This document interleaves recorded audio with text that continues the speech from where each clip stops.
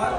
Iran అధ్యక్షుడు Khamenei చనిపోయగానే మన దేశంలో చాలా చోట్ల నిరసనలు చేస్తూ ఉన్నారు, స్లోగన్స్ ఇస్తూ ఉన్నారు. మాకు అదే అర్థం అవ్వట్లేదు. మీకు అంతగా ప్రేమ ఉంటే, వేరే దేశం మీద చాలా ప్రేమ ఉంటే మీరు అక్కడికి వెళ్ళిపోరు కదా. వాళ్ళతో మన పెహల్గాం దాడి జరిగినప్పుడు కూడా ఎవరు స్పందించలేదు. అదేవిధంగా టెర్రరిస్ట్ అటాక్లు ఇండియాలో ఎన్ని జరిగినప్పటికీ కూడా ఇలా రోడ్ల మీదకి వచ్చి ఈ ఏడవడం అయితే మేము చూడలేదు. అయ్యో అన్యాయం అయిపోతుంది ఇండియా అని ఎవరు ఏడవంగా మాత్రం మనం చూడలేదు.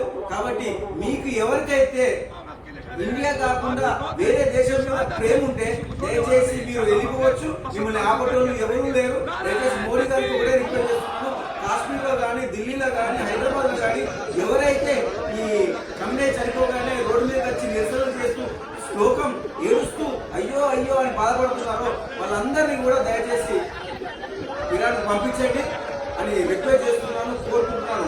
నేను అదే అనుకుంటున్నాను, ఖమేనీ చనిపోయినప్పుడు లేకుంటే ఇంకోటి చనిపోయినప్పుడు కాదు, మన దేశంలో మన వాళ్ళు చనిపోయినప్పుడు కూడా ఇదే విధంగా ప్రవర్తిస్తే చాలా బాగుంటుందని చెప్తున్నాను. ఎందుకంటే పహల్గాం దాడిలో ఎంతో మంది సైనికులు చనిపోయినప్పుడు కూడా మీరు ఎవరు కూడా రోడ్లపైకి రాలేదు, నిరసన చేయలేదు, పాకిస్తాన్ డౌన్ అనలేదు. అదే మా బాధ.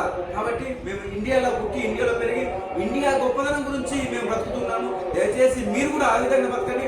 లేదా ఇండియా మీద మీకు ప్రేమ లేదా, జై హింద్ అనలేరా, వందే మాత్రం పాడలేరా, అలాంటి వాళ్ళందరూ కూడా మీకు తోచిన దేశానికి వెళ్ళిపోండి.